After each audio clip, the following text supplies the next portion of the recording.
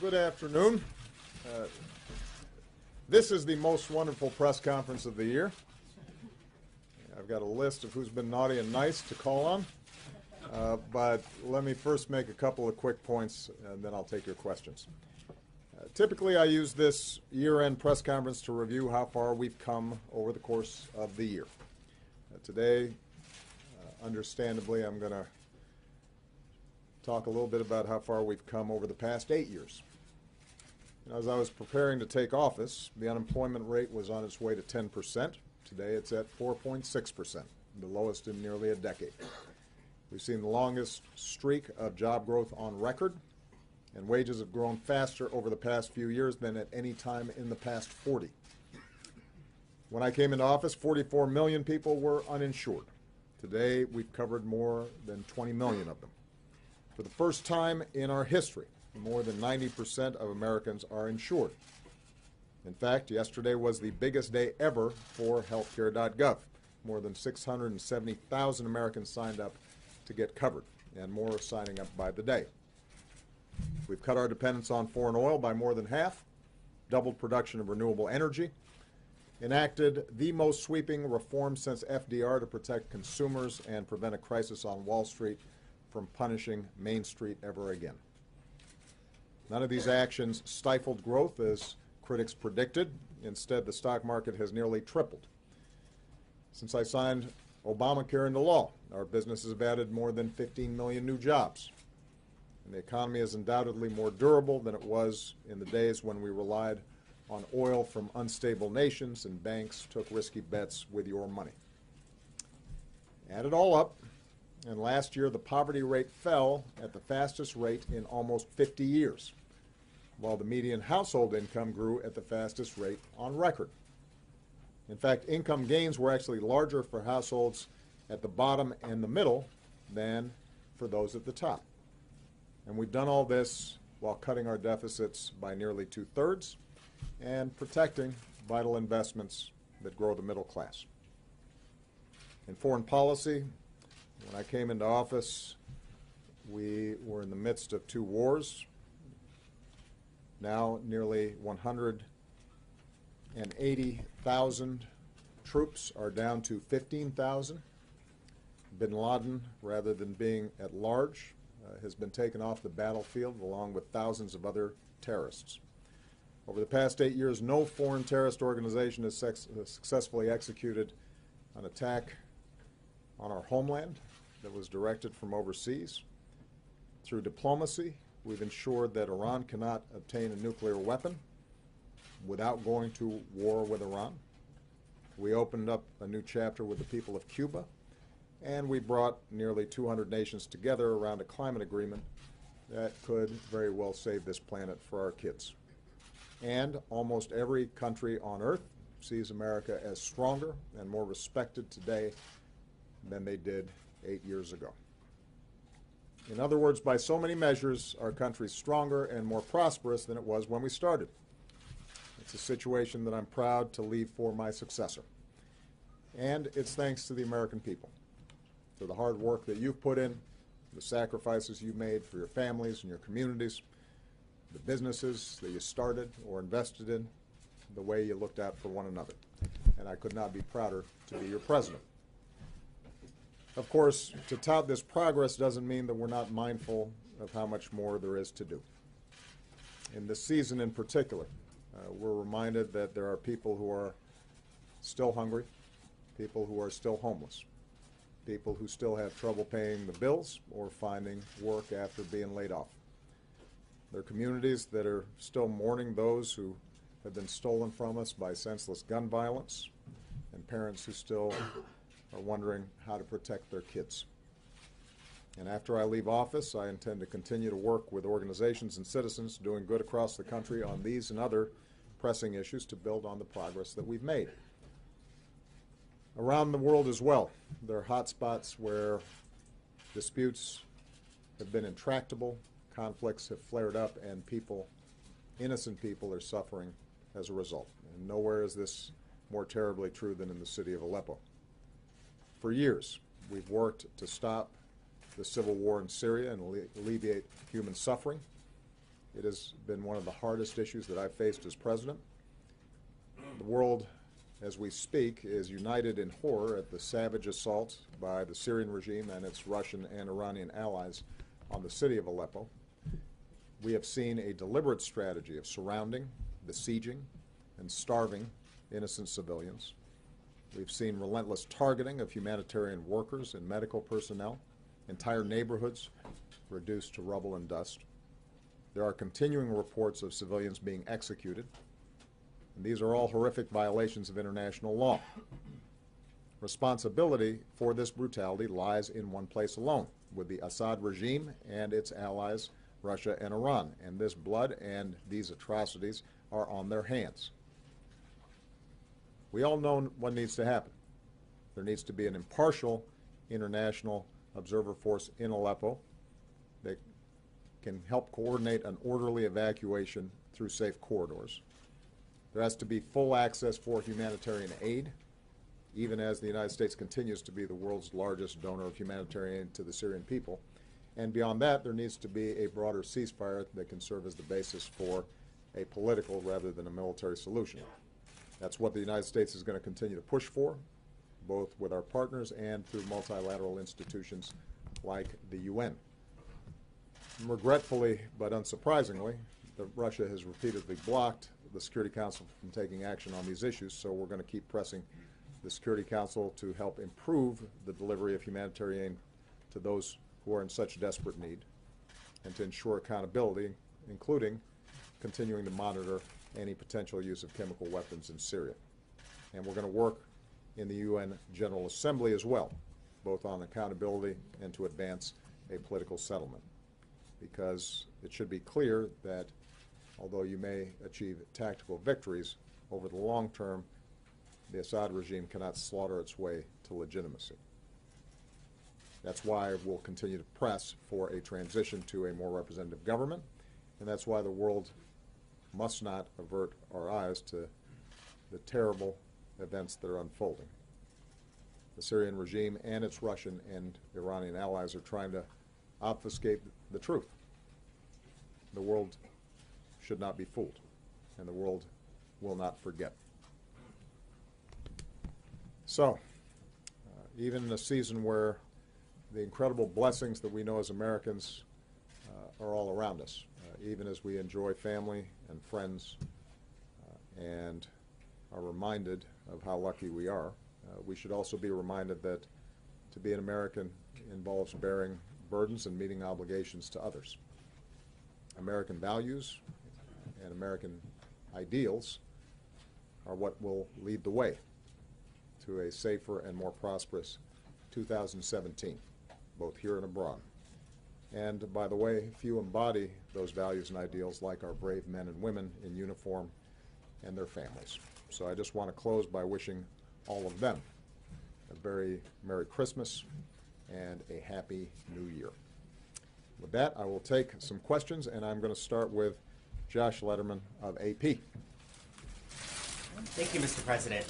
There's a perception that you're letting President Putin get away with interfering in the U.S. election, and that a response that nobody knows about or a look-back review just don't cut it. Are you prepared to call out President Putin by name for ordering this hacking? And do you agree with what Hillary Clinton now says, that the hacking was actually partially responsible for her loss? And is your administration's open quarreling with Trump and his team on this issue tarnishing the smooth transition of power that you have promised? Well, first of all, with respect to the transition, I think they would be the first to acknowledge that we have done everything we can to make sure that they are successful, as I promised, and that will continue. And it's just been a few days since I last talked to the President-elect about a whole range of transition issues. That cooperation is going to continue.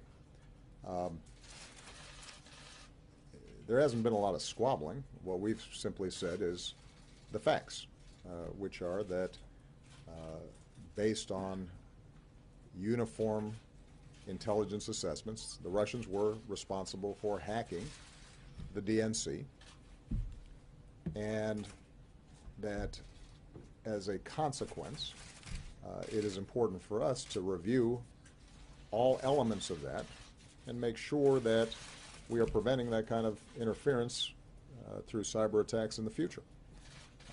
That should be a bipartisan issue. That shouldn't be a partisan issue. And my hope is that the president-elect is going to similarly be concerned with making sure that we don't have potential foreign influence in our election process.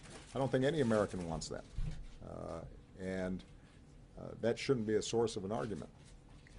I think that part of the challenge is that it gets caught up in the carryover from election season.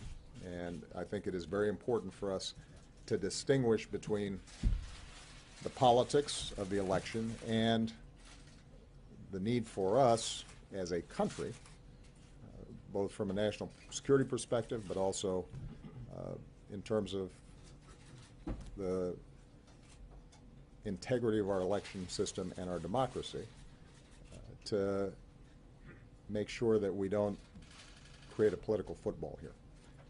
Now, with respect to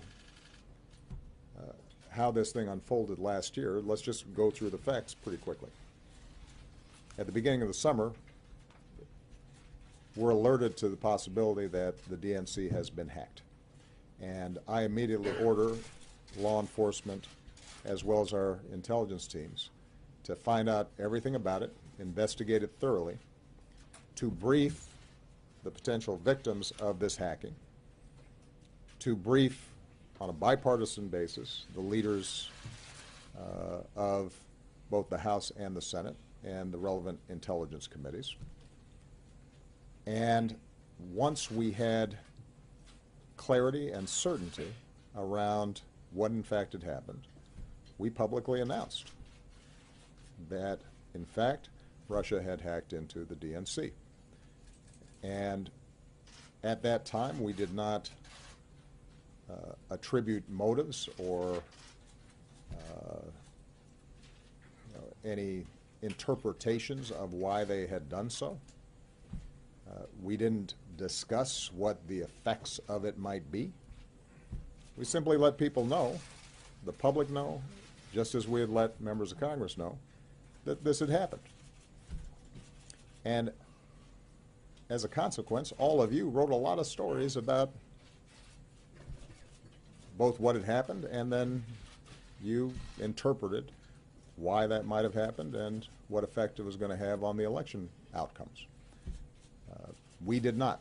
And the reason we did not was because in this hyper-partisan atmosphere, at a time when my primary concern was making sure that the integrity of the election process was not in any way damaged, at a time when anything that was said by me or anybody in the White House would immediately be seen through a partisan lens, I wanted to make sure that everybody understood we were playing this thing straight, that we weren't trying to advantage one side or another, but what we were trying to do is let people know that this had taken place. And so if you started seeing effects on the election, if you were trying to measure why this was happening and how you should consume the information that was being leaked, that you might want to take this into account. And that's exactly how we should have handled it. Imagine if we'd done the opposite. It would have become immediately just one more political scrum. And part of the goal here was to make sure that we did not do the work of the leakers for them by raising more and more questions about the integrity of the election right before the election was taking place. At a time, by the way, when the president-elect himself was raising questions about the integrity of the election. And finally, I think it's worth pointing out that the information was already out. It was in the hands of WikiLeaks, so that was going to come out no matter what. What I was concerned about in particular was making sure that that wasn't compounded by potential hacking that could hamper vote counting, affect the actual election process itself. And so in early September, when I saw President Putin in China, I felt that the most effective way to ensure that that didn't happen was to talk to him directly and tell him to cut it out, and there were going to be some serious consequences if he didn't. And in fact, we did not see further tampering of the election process, but the leaks through WikiLeaks had already occurred. So when I look back in terms of how we handled it, I think we handled it the way it should have been handled. We allowed law enforcement and the intelligence community to do its job without political influence. We briefed all relevant parties involved in terms of what was taking place. When we had a consensus around what had happened, we announced it, not through the White House, not through me, but rather through the intelligence communities that had actually carried out these investigations. And then we allowed you and the American public to make an assessment as to how to weigh that going into the election. And the truth is that there was nobody here who didn't have some sense of what kind of effect it might have. I'm finding it a little curious that everybody's suddenly acting surprised that this looked like it was disadvantaging Hillary Clinton, because you guys wrote about it every day. Every single leak.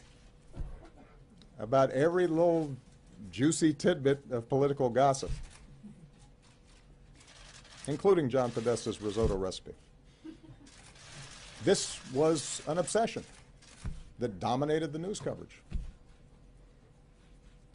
So I do think it's worth us reflecting how it is that a presidential election of such importance, of such moment, with so many big issues at stake and such a contrast between the candidates, came to be dominated by a bunch of these leaks. What is it about our political system that made us vulnerable to these kinds of potential manipulations, which, as I've said publicly before, were not particularly sophisticated. This was not some elaborate, complicated espionage scheme. They hacked into some Democratic Party emails that contained pretty routine stuff, some of it embarrassing or uncomfortable, because I suspect that if any of us got our emails hacked into, there might be some things that we wouldn't want suddenly appearing on the front page of a newspaper or a telecast, even if there wasn't anything particularly illegal or controversial about it. And then it just took off. And that concerns me, and it should concern all of us. But the truth of the matter is that everybody had the information. It was out there, and we handled it the way we should have. Now, moving forward, I think there are a couple issues that this raises. Number one is just the constant challenge that we are going to have with cybersecurity throughout our economy and throughout our society. We are a digitalized culture, and there is hacking going on every single day. There's not a company, there's not a major organization, there's not a financial institution, there's not a branch of our government where somebody's not going to be fishing for something or trying to penetrate or put in a virus or malware. And this is why for the last 8 years I've been obsessed with how do we continually upgrade our cybersecurity systems. And this particular concern around Russian hacking is part of a broader set of concerns about how do we deal with cyber issues being used in ways that can affect our infrastructure, affect the stability of our financial systems, and affect the integrity of our institutions like our election process. I just received a couple weeks back, it wasn't widely reported on, a report from our Cybersecurity Commission that outlines a whole range of strategies to do a better job on this. But it's difficult because it's not all housed the target of cyber attacks is not one entity, but it's widely dispersed, and a lot of it is private, like the DNC. It's not a branch of government. We can't tell people what to do. What we can do is inform them, get best practices. What we can also do is to, on a bilateral basis, warn other countries against these kinds of attacks. And we've done that in the past.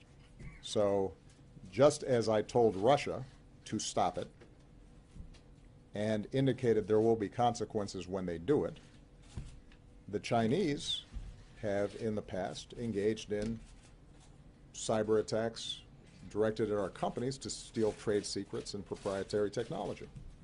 And I had to have the same conversation with with President Xi.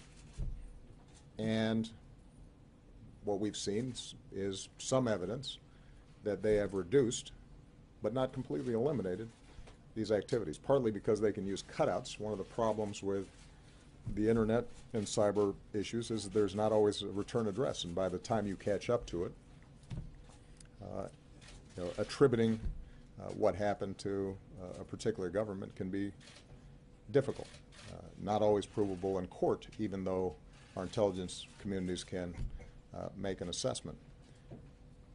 What we've also tried to do is to start creating some international norms about this to prevent some sort of cyber arms race, because we obviously have offensive capabilities as well as defensive capabilities.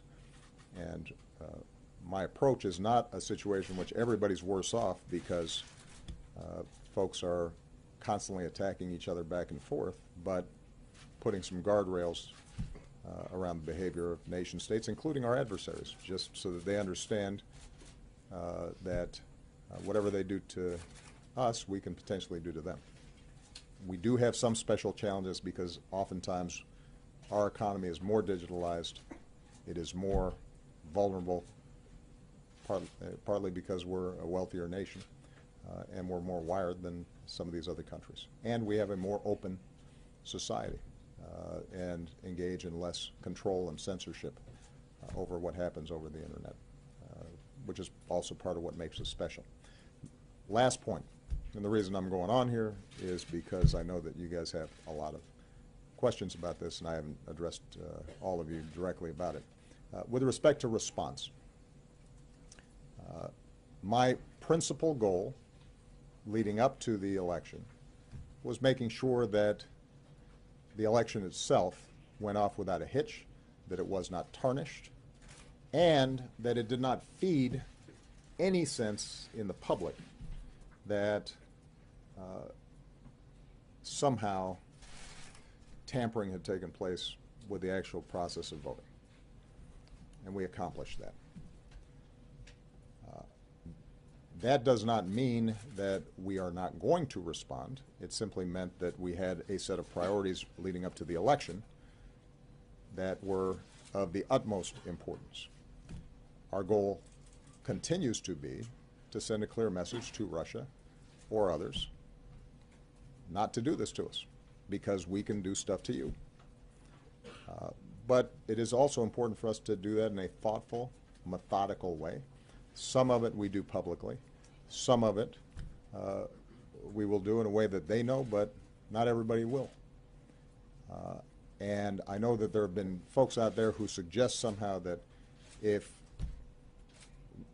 we went out there and made big announcements and thumped our chests about a bunch of stuff, that somehow that would potentially spook the Russians. But keep in mind that we already have enormous numbers of sanctions against the Russians. The relationship between us and Russia has deteriorated, sadly, significantly over the last several years. And so how we approach an appropriate response that increases costs for them for behavior like this in the future, but does not create problems for us, is something that's worth taking the time to think through and figure out.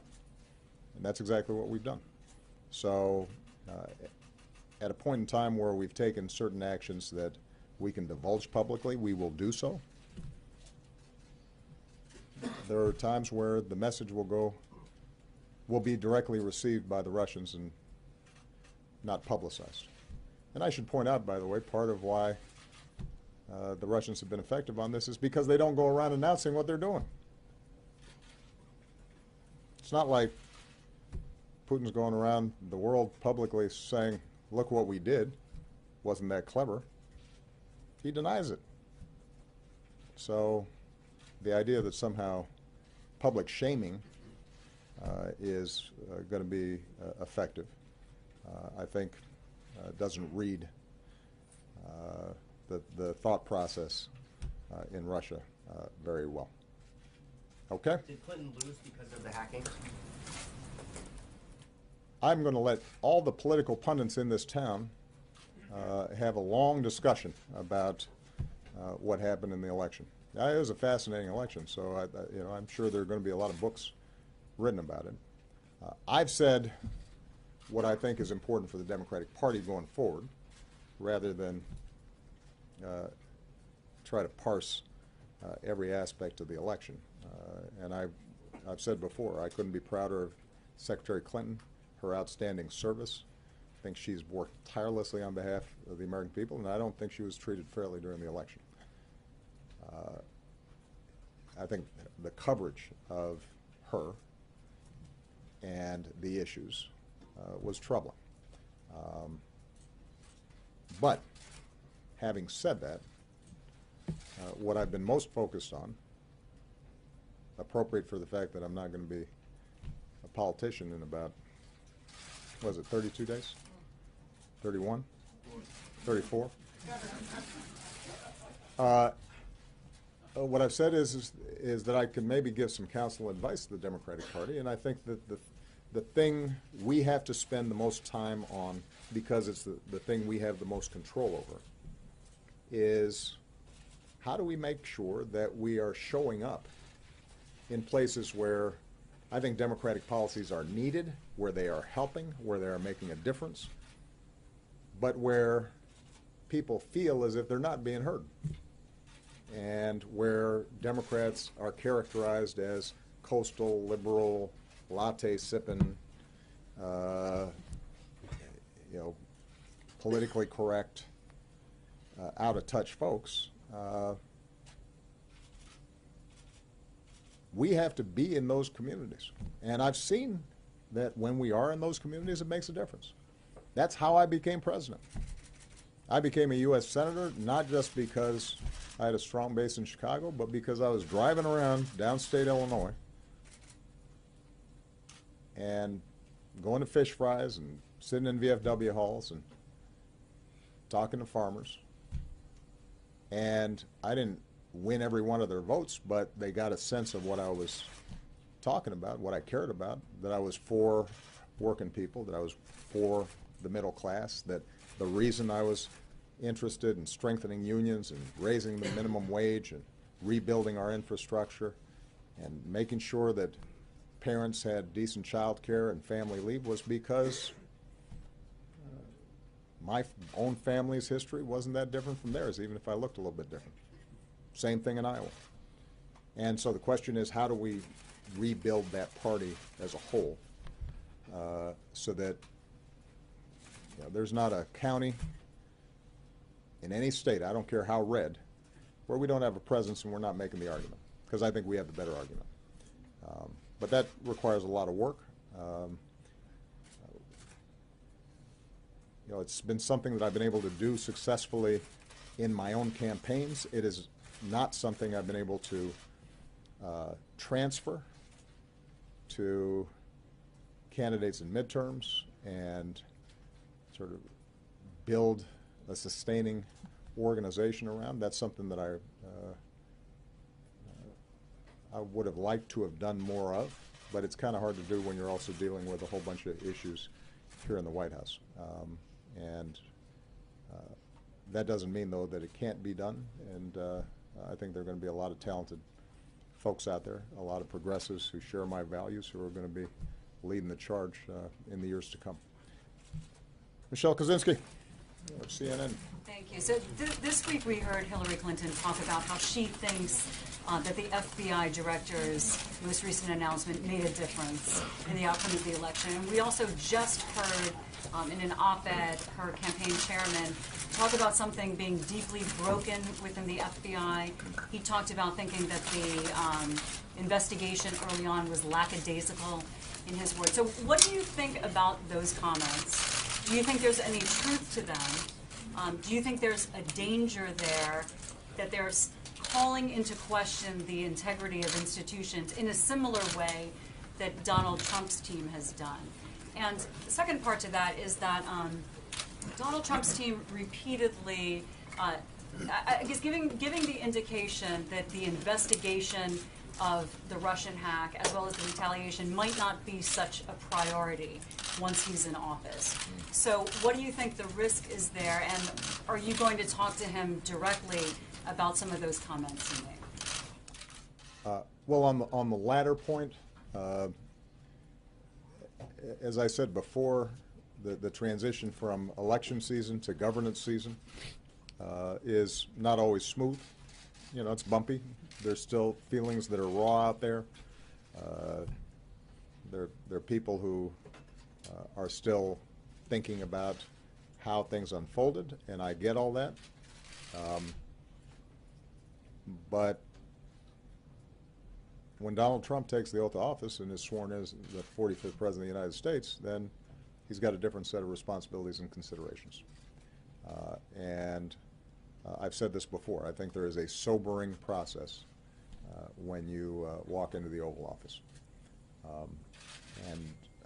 You know, I haven't shared previously private conversations I've had with the President-elect. I will say that they have been cordial and in some cases have involved me making some pretty specific suggestions about how to ensure that regardless of our obvious deep disagreements about policy, maybe I can transmit some thoughts about maintaining the effectiveness, integrity, cohesion of the office, our various democratic institutions, and he's has listened. I can't say that he will end up implementing, but the conversations themselves have been cordial as opposed to defensive in any way. And I will always make myself available to him, just as previous presidents have made themselves available to me as issues come up. With respect to the FBI, I will tell you, I've had a chance to know a lot of FBI agents. I know Director Comey. They take their job seriously. They work really hard. They help keep us safe and save a lot of lives.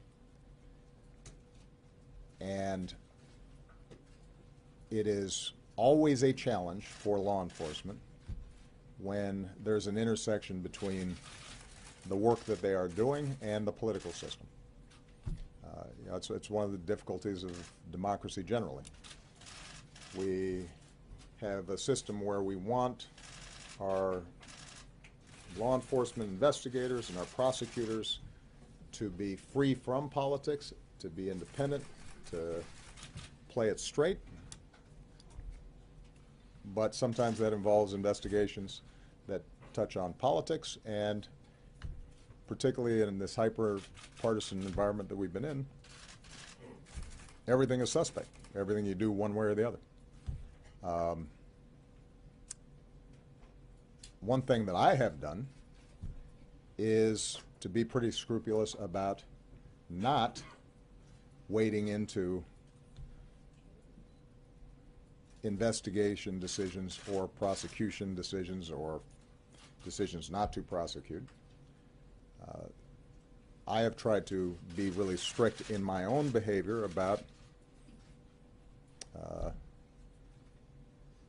preserving the independence of law enforcement, free from my own judgments and political assessments in some cases. And I don't know why I would stop now. Mike Dorney of Bloomberg. There you go. Thank you, Mr. President. On Aleppo, your views that what happens there is the responsibility of the Russian government, the Iranian government, the Assad regime, and pretty well aired. But do you, as President of the United States, leader of the free world, feel any personal moral responsibility now at the end of your presidency for the carnage that we're all watching in Aleppo, which I'm sure disturbs you, which you said disturbs you? Secondly, also on Aleppo, you've again made clear your practical disagreements with the idea of safe zones. And President-elect Trump has throughout his campaign, and he said again last night, that he wants to create safe zones in Syria. Do you feel like in this transition you need to help him toward implementing that, or is that not something that you should be doing? Good. Mike, I always feel responsible. I felt responsible when kids were being shot by snipers. I felt responsible when millions of people had been displaced. I feel responsible for murder and slaughter that's taken place in South Sudan that's not being reported on, partly because there's not as much social media being generated from there. There are places around the world where horrible things are happening, and because of my office, because I'm President of the United States, I feel responsible. I ask myself every single day, is there something I could do that would save lives and make a difference and spare some child who doesn't deserve to suffer? So that's a starting point. There's not a moment during the course of this presidency where I haven't felt some responsibility. That's true, by the way, for our own country. When I came into office and people were losing their jobs and losing their homes and losing their pensions, I felt responsible. And I would go home at night and I would ask myself, was there something better that I could do or smarter that I could be that would make a difference in their lives, that would relieve their suffering and relieve their hardship? So with respect to Syria, what I have consistently done is taken the best course that I can to try to end the civil war, while having also to take into account the long-term national security interests of the United States. And throughout this process, based on hours of meetings, if you tallied it up, days or weeks of meetings, where we went through every option in painful detail with maps, and we had our military, and we had our aid agencies, and we had our diplomatic teams, and sometimes we'd bring in outsiders who were critics of ours. Whenever we went through it, the challenge was that short of putting large numbers of U.S. troops on the ground, uninvited, without any international law mandate, without sufficient support from Congress,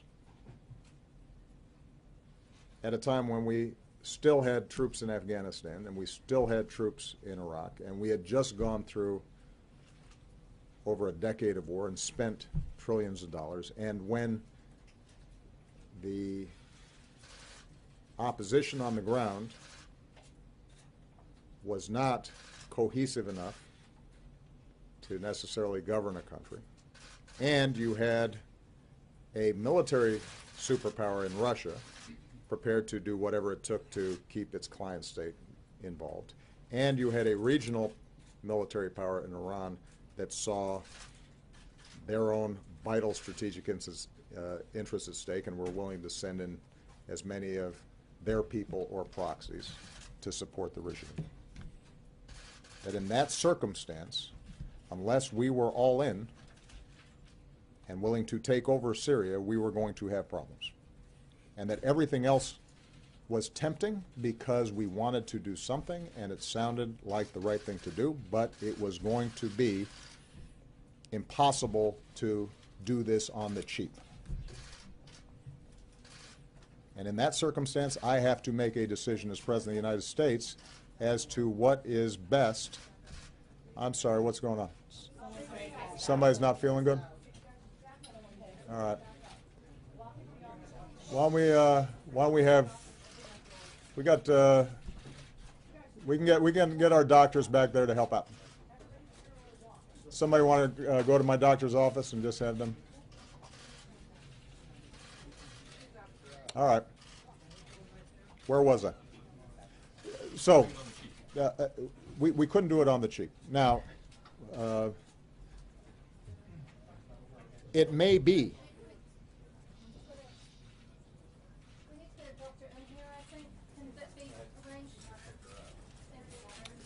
Can somebody help out, please, and get Doc Jackson in here?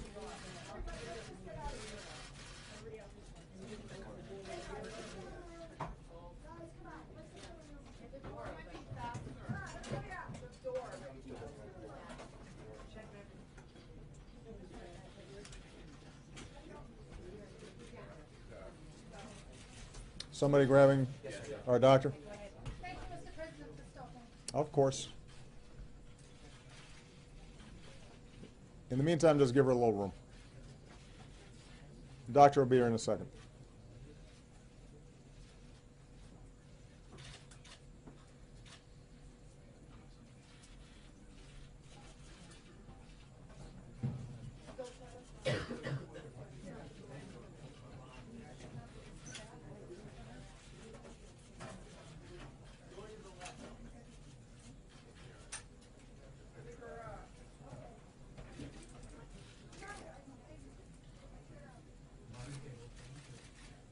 You guys know where the doctor's office is?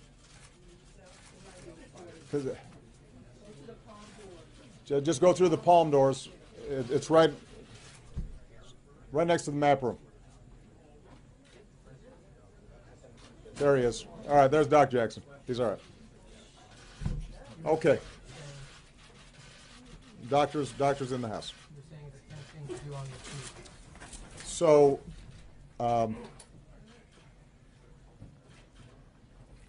and I don't mean that. I mean that with all sincerity. I understand the impulse to want to do something, but ultimately, what I've had to do is to think about what can we sustain, what is realistic, and my first priority has to be what's the right thing to do for America, and it has been our view that the best thing to do has been to provide some support to the moderate opposition so that they could sustain themselves and that you wouldn't see anti-Assad regime sentiments just pouring into al-Nusra and al-Qaeda or ISIL, that we engaged our international partners in order to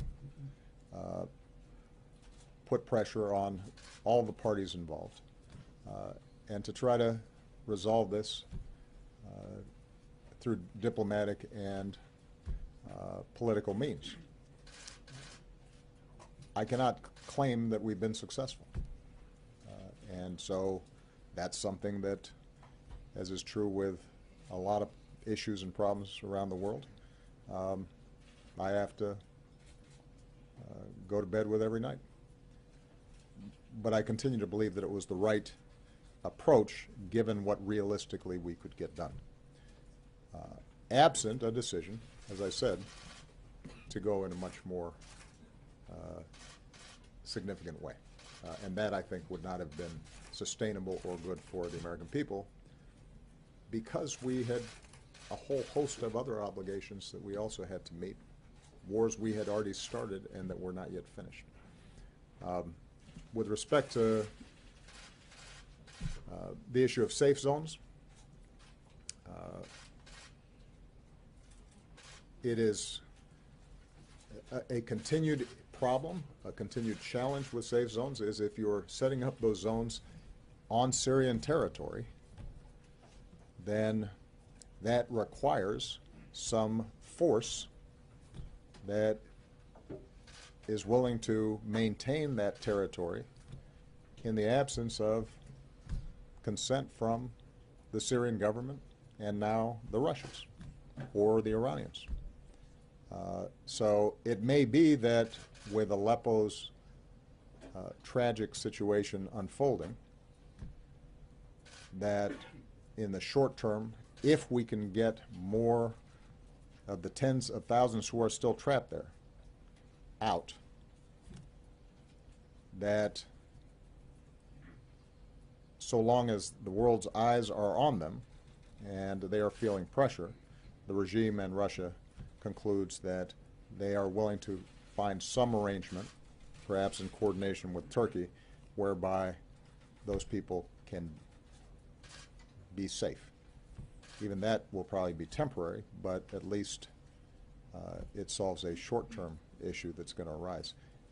Unfortunately, we're not even there yet, because right now we have Russians and Assad claiming that basically all the innocent civilians who were trapped in Aleppo are out, when international organizations, humanitarian organizations who know better and who are on the ground have said unequivocally that there's still tens of thousands who are trapped and prepared to leave under pretty much any conditions. And so right now our biggest priority is to continue to put pressure wherever we can to try to get them out. Okay. Notwithstanding Mike, your- I can't have too much. Your So objectives are well aired, but do you So- feel responsibility notwithstanding to move in that direction or help President-elect Trump move in that direction? I will help President-elect Trump with any advice, counsel, information that we can provide so that he, once he's sworn in, can make a decision. Between now and then, these are decisions that I have to make based on the consultations I have with our military and the people who've been working this every single day. Peter Alexander. Mr. President, thank you very much. Can you, given all the intelligence that we have now heard, assure the public that this was, once and for all, a free and fair election? And specifically on Russia, do you feel any obligation now, as they've been insisting that this isn't the case, to show the proof, as it were? They say put your money where your mouth is and declassify some of the intelligence, some of the evidence that exists. And more broadly, as it relates to Donald Trump on this very topic, are you concerned about his relationship with Vladimir Putin, especially given some of the recent cabinet picks, including his selection for Secretary of State Rex Tillerson, who toasted Putin with champagne over oil deals together? Yeah. Thank you. I may be getting older because these multi-part questions, I started losing track. I can assure the public that there was not the kind of tampering with the voting process that was of concern and will continue to be of concern going forward, that the votes that were cast were counted. They were counted appropriately. We have not seen evidence of machines being tampered with. So that assurance I can provide. That doesn't mean that we find every single potential probe of every single voting machine all across the country. But we paid a lot of attention to it. We worked with state officials, et cetera. And we feel confident that that didn't occur and that the votes were cast and they were counted. So that's on that point. What was the second one? The second one was about declassification. Declassification. Look, we will provide evidence that we can safely provide, that does not compromise sources and methods. But I'll be honest with you, when you're talking about cybersecurity, a lot of it is classified, and we're not going to provide it because the way we catch folks is by knowing certain things about them that they may not want us to know, and if we're going to monitor this stuff effectively going forward, we don't want them to know that we know. So this is one of those situations where unless the American people genuinely think that the professionals in the CIA, the FBI, our entire intelligence infrastructure, many of whom, by the way, served in previous administrations and who are Republicans, are less trustworthy than the Russians, then people should pay attention to what our intelligence agencies say. This is part of what I meant when I said that we've got to think about what's happening to our political culture here. The Russians can't change us or significantly weaken us. They are a smaller country. They are a weaker country. Their economy doesn't produce anything that anybody wants to buy except oil and gas and arms. They don't innovate.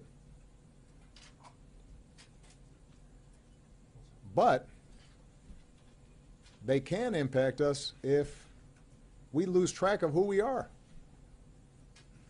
They can impact us if we abandon our values.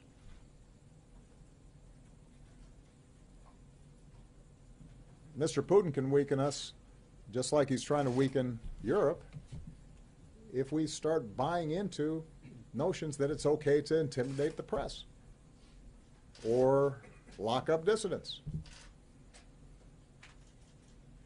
or discriminate against people because of their faith or what they look like.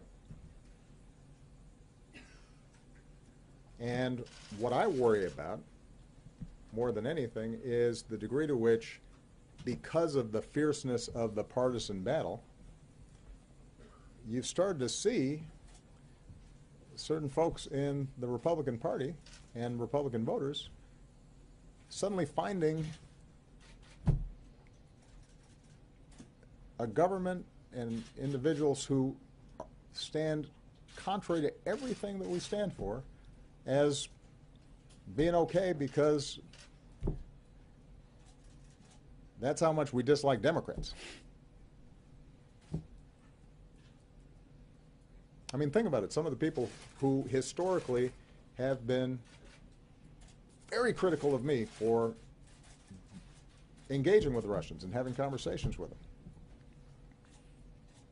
also endorsed the president-elect, even as he was saying that we should stop sanctioning Russia and being tough on them and work together with them against our common enemies.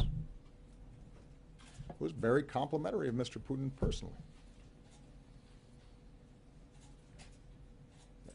You know, that wasn't news.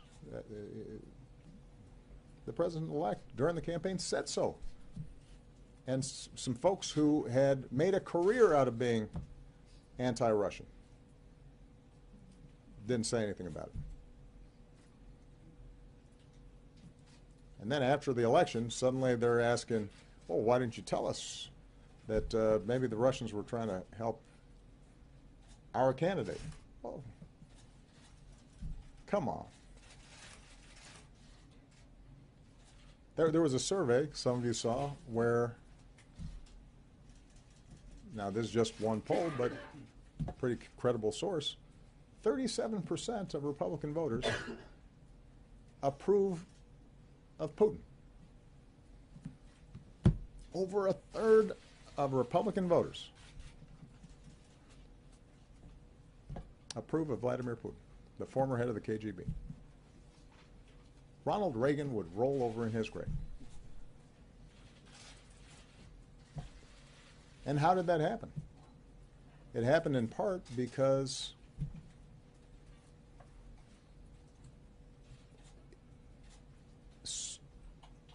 for too long, everything that happens in this town, everything that's said, is seen through the lens of, does this help or hurt us relative to Democrats or relative to President Obama?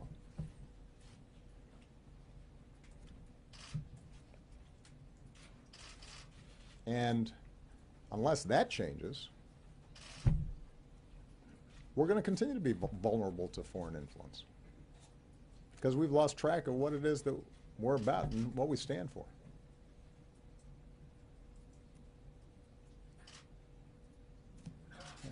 With respect to the President-elect's appointments, it is his prerogative, as I've always said, for him to appoint who he thinks can best carry out his foreign policy or his domestic policy. It is up to the Senate to advise and consent. There will be plenty of time for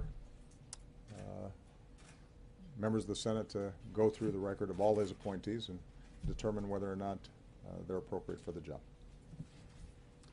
Martha Raddatz. Mr. President, I want to talk about Vladimir Putin again. Just to be clear, do you believe Vladimir Putin himself authorized the hack, and do you believe he authorized that to help Donald Trump? And on the intelligence, one of the things Donald Trump cites is Saddam Hussein and the weapons of mass destruction, and that they were never found. Can you say unequivocally that this was not China, that this was not a 400-pound guy sitting on his bed, as Donald Trump says? And do these types of tweets and kinds of statements from Donald Trump embolden the Russians?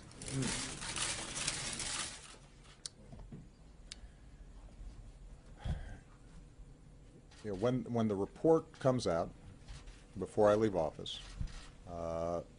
that will have drawn together all the threads, and so I don't want to step on their work ahead of time. What I can tell you is that the intelligence that I've seen gives me great confidence in their assessment that the Russians carried out this hack. Which hack? The hack of the DNC and the hack of John Podesta. Now, but again, I think this is exactly why I want the report out, so that everybody can review it. And this has been briefed, and the evidence in closed session has been provided on a bipartisan basis. Not just to me, it's been provided to the leaders of the House and the Senate and the chairman and ranking members of the relevant committees. And I think that what you've already seen is at least some of the folks who've seen the evidence don't dispute, I think, the basic assessment that the Russians carried this out. But specifically, can you not say Well, that? Martha, I think what I want to make sure of is that I give the intelligence community the chance to gather all the information, but I'd make a larger point, which is not much happens in Russia without Vladimir Putin. I mean, this is a pretty hierarchical operation.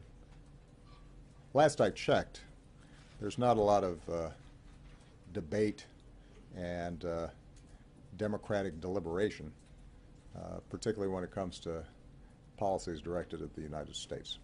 We have said, and I will confirm, that this happened at the highest levels of the Russian government, and I will let you make that determination as to whether there are high-level Russian officials who go off rogue and decide to tamper with the U.S. election process without Vladimir Putin knowing about it. So I wouldn't be wrong in saying the president thinks Vladimir Putin authorized the hack. Martha, I've given you what I'm going to give you. What was your second question?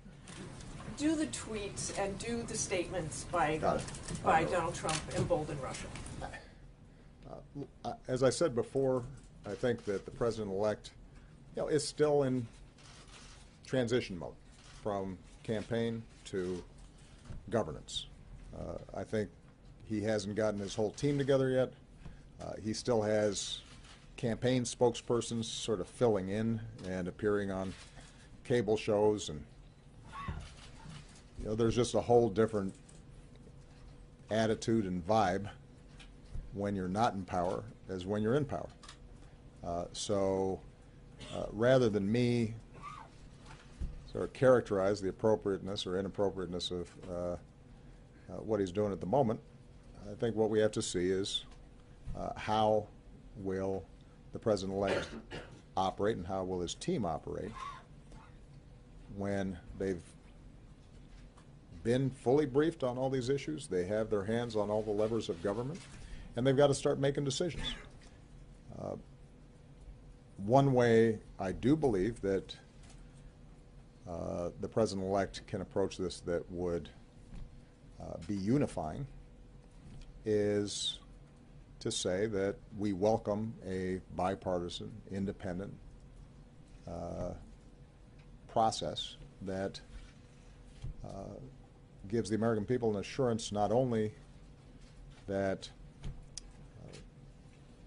votes are counted properly, that the elections are fair and free, but that we have learned lessons about how internet propaganda from foreign countries can be released into the political bloodstream, and that we've got strategies to deal with it for the future. The more this can be nonpartisan, the better served the American people are going to be, which is why I made the point earlier. And I'm going to keep on repeating this point. Our vulnerability to Russia or any other foreign power is directly related to how divided, partisan, dysfunctional our political process is. That's the thing that makes us vulnerable. If fake news that's being released by some foreign government is almost identical to reports that are being issued through partisan news venues, then it's not surprising that that foreign propaganda will have a greater effect, because it doesn't seem that far-fetched compared to some of the other stuff that folks are hearing from domestic propagandists. To the extent that our political dialogue is such where everything's under suspicion, everybody's corrupt, and everybody is doing things for partisan reasons, and all of our institutions are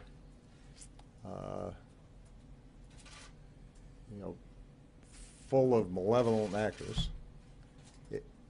If that's the storyline that's being put out there by whatever party's out of power,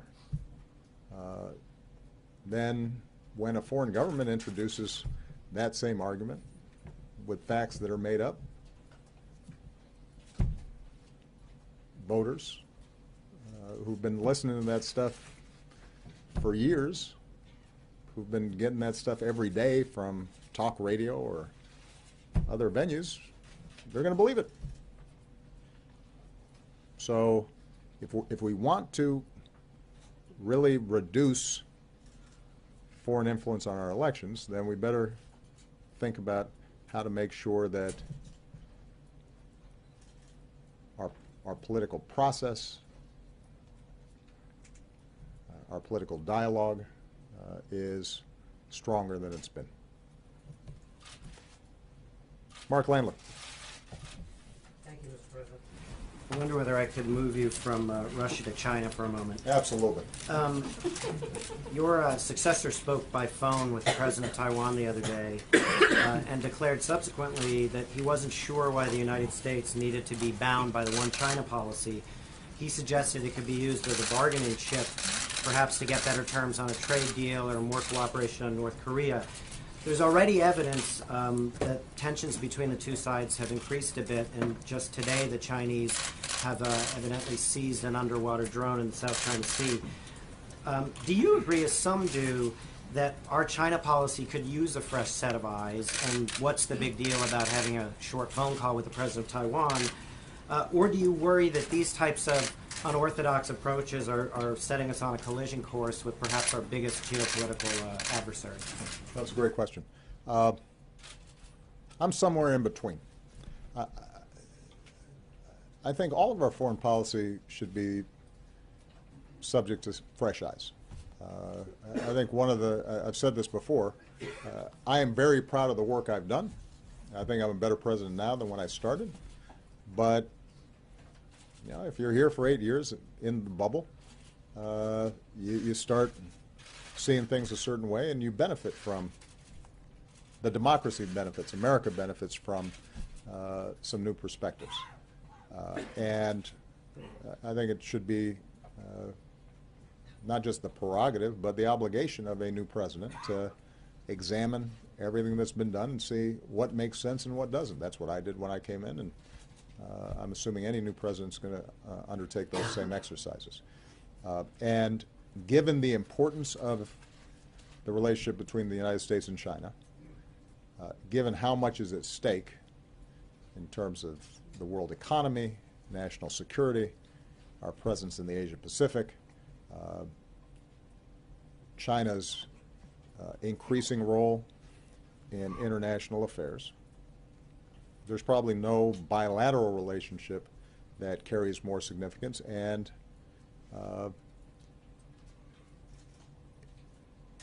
where there's also the potential, if that relationship breaks down or goes into a full conflict mode, that everybody is worse off. So I think it's fine for him to take a look at it.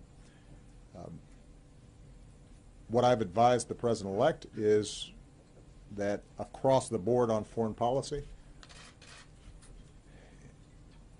you want to make sure that you're doing it in a systematic, deliberate, intentional way. And since there's only one president at a time, my advice to him has been that before he starts having a lot of interactions with foreign governments, other than the usual courtesy calls, that he should want to have his full team in place, that he should want his team to be fully briefed on what's gone on in the past and where the potential pitfalls may be, where the opportunities are, what we've learned from 8 years of experience, so that as he's then maybe taking foreign policy in a new direction, he's got all the information to make good decisions. And, by the way, that all of government is moving at the same time and singing from the same hymnal. And with respect to China, and let's just take the example of Taiwan, there has been a long-standing agreement, essentially, between China and the United States, and to some degree the Taiwanese, which is to not change the status quo. Taiwan operates differently than mainland China does. China views Taiwan as part of China, but recognizes that it has to approach Taiwan as an entity that has its own ways of doing things. The Taiwanese have agreed that as long as they're able to continue to function with some degree of autonomy, that they won't charge forward and declare independence. And that status quo, although not completely satisfactory to any of the parties involved, has kept the peace and allowed the Taiwanese to be a pretty successful and economy and a people who have a high degree of self-determination. But understand, for China, the issue of Taiwan is as important as anything on their docket. The idea of one China is at the heart of their conception as a nation. And so if you are going to upend this understanding, you have to have thought through what the consequences are, because the Chinese will not treat that the way they'll treat some other issues. They won't even treat it the way they treat issues around the South China Sea, where we've had a lot of tensions. This goes to the core of how they see themselves. And their reaction on this issue could end up being very significant. That doesn't mean that you have to adhere to everything that's been done in the past. It does mean that you got to think it through and have planned for potential reactions that they may engage in. All right, Isaac DeVere of Politico. Thank you, Mr. President. Two questions on where this all leaves us. First, What leaves us? Where my presidency leaves us? The election. It leaves us in a really good spot, Wow. if we make some good decisions going forward. Well, what do you say to the electors who are going to meet on Monday and are thinking of changing their votes? Do you think that they should be given an intelligence briefing about the Russian activity, or should they bear in mind everything you've said and is out already? Should votes be bound by the state votes as they've gone? And long term, do you think that there is a need for electoral college reform that would tie to the popular vote? Okay, that sounded like two, but that was all one. Okay. You know the way this goes already. I love how these are. I've got two questions. Each one has 4 parts. On the Democratic Party, your labor secretary is running for to be the chair of the Democratic National Committee. Yeah. Is the vision that you've seen him putting forward what you think the party needs to be focused on? And what do you say to some of the complaints that say the future of the Democratic Party shouldn't be a continuation of some of your political approach? Part of that is complaints that decisions that you've made as president, as the leader of the party, have structurally weakened the DNC and the Democratic Party, and they think that that has led to, or has helped lead to some of the losses in elections around the country. Do you regret any of those decisions? Okay, Those are my two. good. I'll take the second one first and say that Tom Perez has been, I believe, one of the best secretaries of labor in our history. He is tireless. He is wicked smart. He has been able to work across the spectrum of, labor, business, activists. He's produced. I mean, if you look at his body of work on behalf of working people,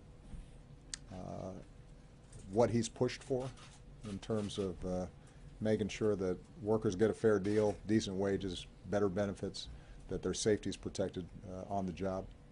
He has been extraordinary. Now, others who have declared are also my friends and are fine people as well. And the great thing is I don't have a vote in this. So we'll let the process unfold. I don't think it's going to happen anytime soon. I described to you earlier what I think needs to happen, which is that the Democratic Party, whether that's entirely through the DNC or through a rebuilding of state parties or some other arrangement, has to work at the grassroots level, has to be present in all 50 states, has to have a presence in counties, has to think about message and how are we speaking directly to voters, I will say this, and I'm not going to engage in too much punditry, but that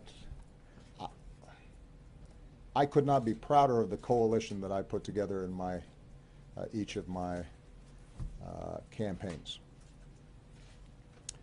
because it was inclusive and it drew in people who normally weren't interested in politics and didn't participate.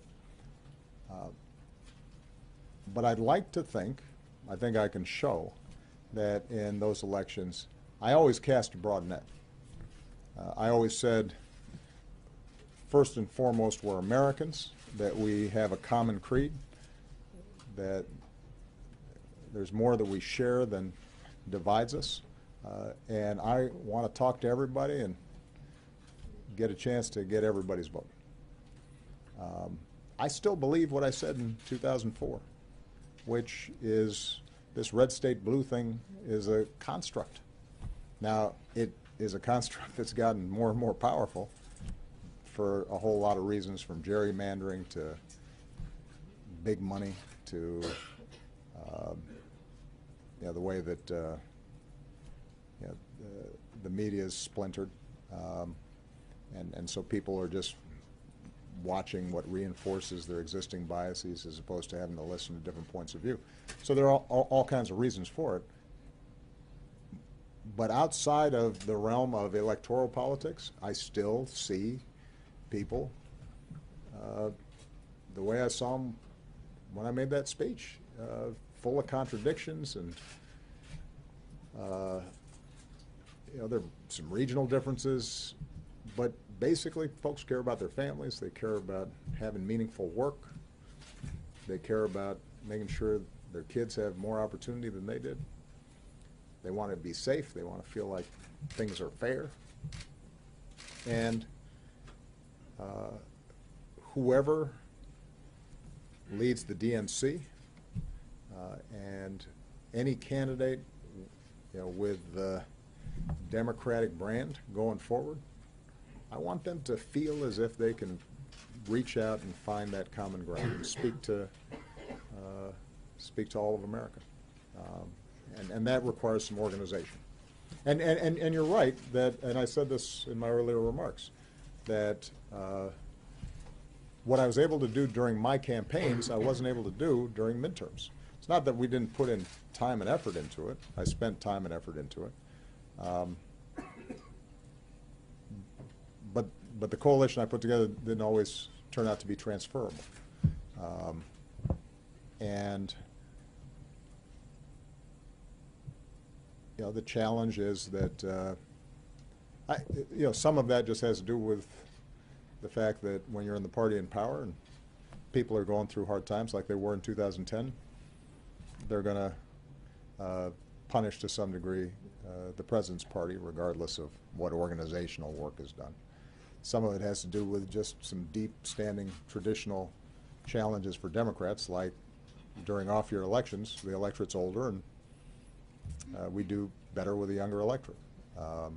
But we know those things are true. We just I didn't crack the code on that. And if other people have ideas about how to do that even better, I'm all for it. With respect to the electors, I'm not going to wade into that issue because, again, it's the American people's job and now the elector's job to decide my successor. It is not my job to decide my successor. I've provided people with a lot of information about what happened during the course of the election, but more importantly, the candidates themselves, I think, talked about their beliefs and their vision for America. The president-elect, I think, has been very explicit about what he cares about and what he believes in. So it's not in my hands now. It's up to them. What about long-term, about the Electoral College? Long-term, with respect to the Electoral College, the Electoral College is a vestige. It's a carryover from an earlier vision of how our federal government was going to work that put a lot of premium on states. And it used to be that the Senate was not elected directly. It was through state legislatures. And it's the same type of thinking that gives Wyoming 2 senators and with about 500,000 people, and California with 33 million get the same 2. So there are some structures in our political system, as envisioned by the founders, that sometimes are going to disadvantage Democrats. But the truth of the matter is that if we have a strong message, if we're speaking to what the American people care about, typically, the popular vote and the electoral college vote will align. And I guess part of my overall message here as I leave for the holidays is that if we look for one explanation or one silver bullet or one easy fix for our politics, then we're probably going to be disappointed. There are just a lot of factors in what's happened, not just over the last few months, but over the last decade, that has made both politics and governance more challenging. And I think everybody has raised legitimate questions and legitimate concerns. I do hope that we all just take some time, take a breath. This is certainly what I'm going to advise Democrats, to just reflect a little bit more about how can we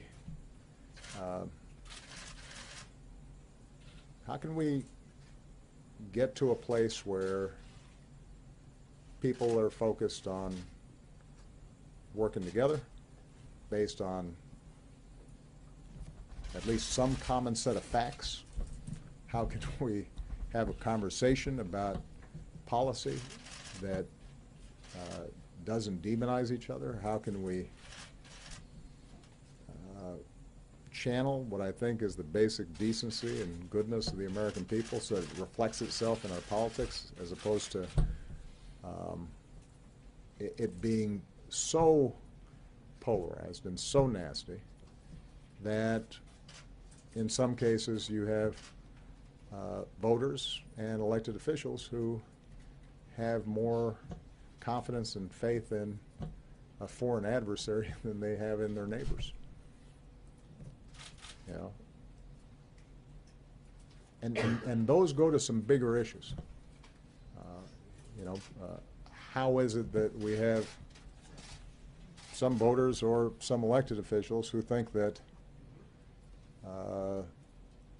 Michelle Obama's healthy eating initiative and school nutrition program is a greater threat to democracy than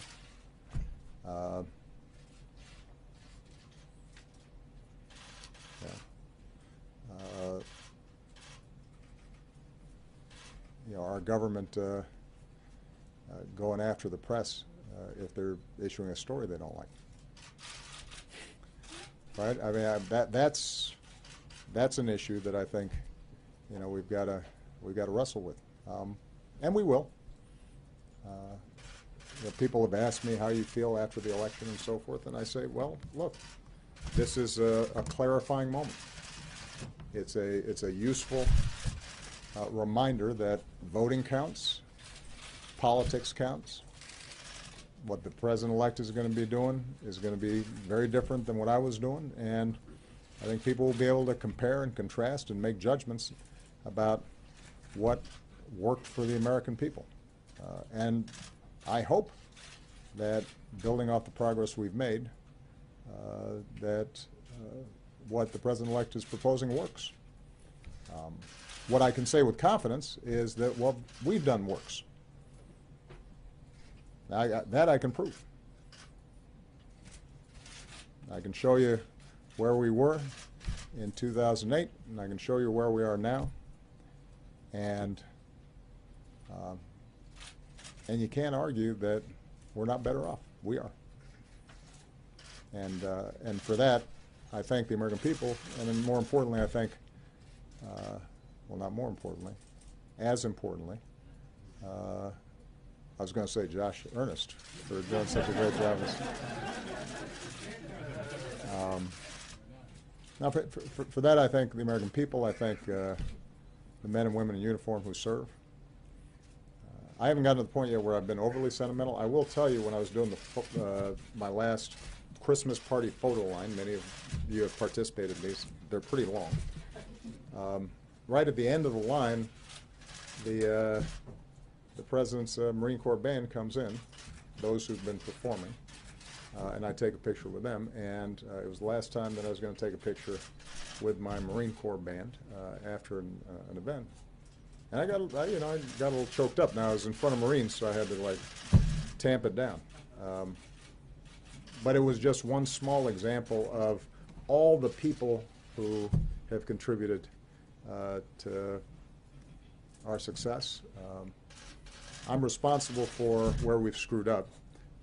The successes are widely shared with all the amazing people who've been part of this administration. Okay? Thank you, everybody. Mele Kalikimaka. Was this your last news conference, sir? Well, I don't know. I'll have to reflect on that. I enjoyed it. Who knows? Thank you,